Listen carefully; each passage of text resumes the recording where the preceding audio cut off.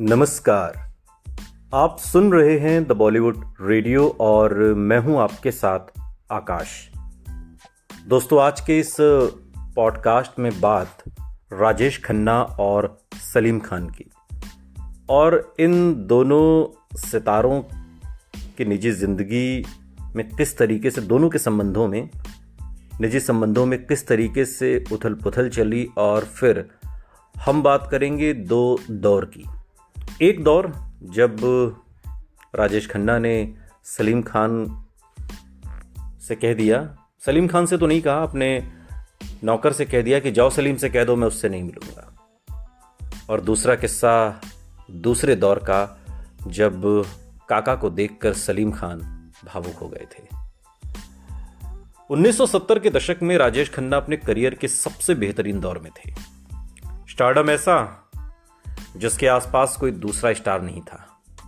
दिलीप कुमार से लेकर देवानंद तक कोई उनके स्टारडम को हिला नहीं सका, लेकिन वो ऐसे स्टार रहे जो अपने स्टारडम को बचा नहीं सके। एक के बाद एक 17 सुपरहिट फिल्में देकर वो हिंदी सिनेमा में उन्होंने एक ऐसा नया रिकॉर्ड तो बनाया, लेकिन घमंड ऐसा सवार हुआ कि सब उनके हाथों से फिसलता गया। 70 के दौर में जब पर्दे पर एक के बाद एक स्टार्स एंट्री ले रहे थे, उसी दौरान काका के हाथों से सब कुछ रेत की तरह फिसल रहा था। प्यार, परिवार और फिल्में। लेकिन फिर वो दौर भी आया जब कुछ भी नहीं बचा। राजेश खन्ना ने बॉलीवुड में बिना किसी गॉडफादर के एंट्री ली। फिल्मों में आना तो जैसे वो किस्मत में लिखवा कर आए थे। एक दौर में राजेश खन्ना की लोकप्रियता का आलम यह था कि उनके घर के बाहर दिन रात हजारों की तादाद में फैंस खड़े रहते थे। घर के ड्राइंग रूम में फूलों के गुलदस्तों से वो ड्राइंग रूम पटा रहता था।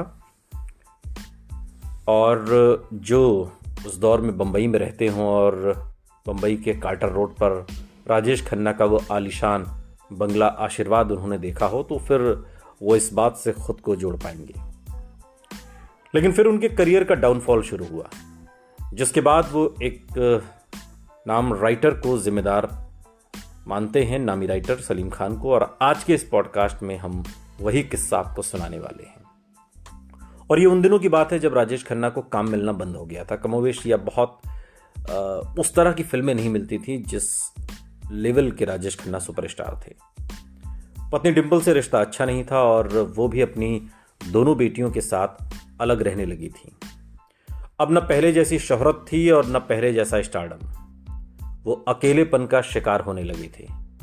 तबीयत बिगड़ने लगी। उस दौरान एक्टर इस कदर अंधेरे में चले गए कि उन्होंने खुद को सबसे दूर कर लिया और फिर शराब से दोस्ती कर ली। राजेश खन्ना को जब कैंसर का पता चला तो वो बेहद डर गए थे और वो नहीं चाहते थे कि उनके करीबियों और परिवार के अलावा कोई इसके बारे में जान सके।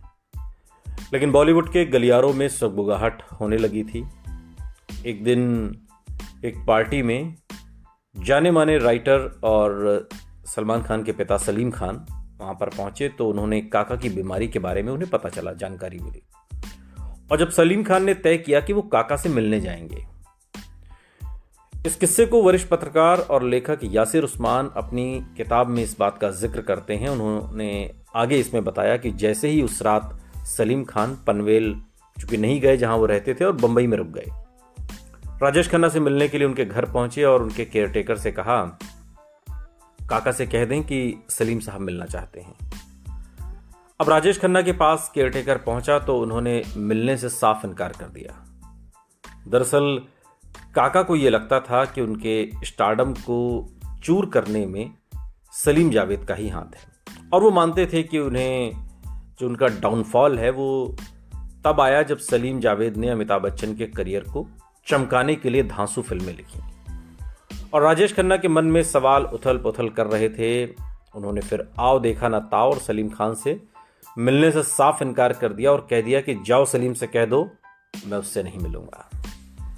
अब कभी अमिताभ बच्चन को अपना सबसे बड़ा प्रतिद्वंदी मानने वाले राजेश खन्ना तन्हाई में इस कदर डूब गए थे कि उन्हें कोई भी अच्छा नहीं लगता था।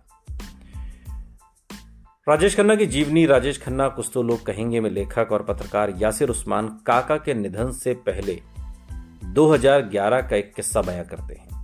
फिल्म डायरेक्टर अशोक त्यागी के हवाले से वो लिखते हैं कि फिल्म रियासत की शूटिंग हो रही थी और इस फिल्म में राजेश खन्ना का जो रोल था वो ठीक उसी तरह का था जो सरकार में अमिताभ बच्चन ने निभाया था। जब राजेश खन्ना को इस बात का पता चला तो उन्होंने अशोक त्यागी से सरकार और गॉडफादर दोनों की डीवीडी मंगवाई और बैठकर पूरी फिल्म देखी।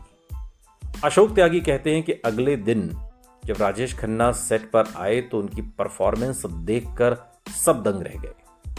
राजेश खन्ना कभी मॉनिटर नहीं देखते थे। वो कहते थे कि हमारे जमाने में कहां मॉनिटर होता था।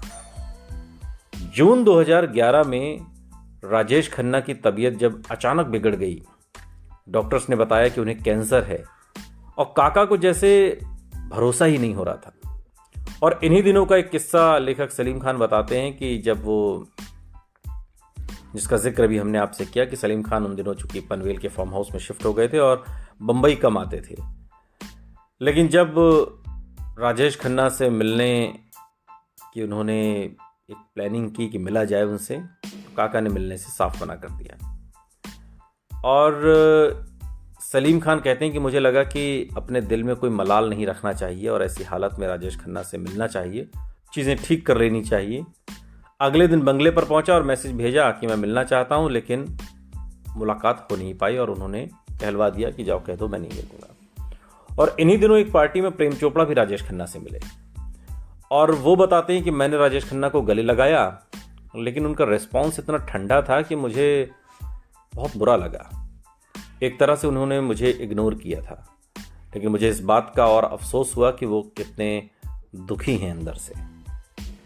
यासिर उस्मान की इस किताब में फिल्म डायरेक्टर महेश भट्ट के एक बयान का भी जिक्र मिलता है, जिसमें महेश भट्ट ने राजेश खन्ना के आखिरी दिनों का जिक्र करते हुए कहा था कि उनकी हालत आखिरी मुगल बादशाह बहादुर शाह जफर जैसी हो गई थी। राजेश खन्ना एक ऐसे सुल्तान थे जो अपनी सल्तनत खो चुके थे, लेकिन मानने को तैयार नहीं थे कि अब उनका दौर नहीं रहा। आपको बता दें कि राजेश खन्ना ने अपने करियर में 160 से ज्यादा फिल्मों में काम किया, 100 से ज्यादा फिल्मों में लीड रोल किया।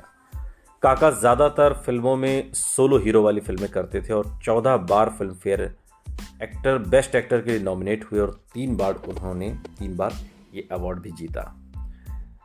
जिंदगी में कितने भी उतार चढ़ाव रहे हों, लेकिन एक राजा, एक बादशाह, एक शहंशाह हमेशा वही रहता है, सल्तनत रहे न रहे। राजेश खन्ना की कहानी भी कुछ ऐसी ही है, जो महेश भट्ट बिल्कुल सही कहते हैं कि वो एक ऐसे राजा थे जो अपनी सल्तनत खो बैठा था। सुनते रहिए द बॉलीवुड रेडियो, सुनता है सारा इंडिया।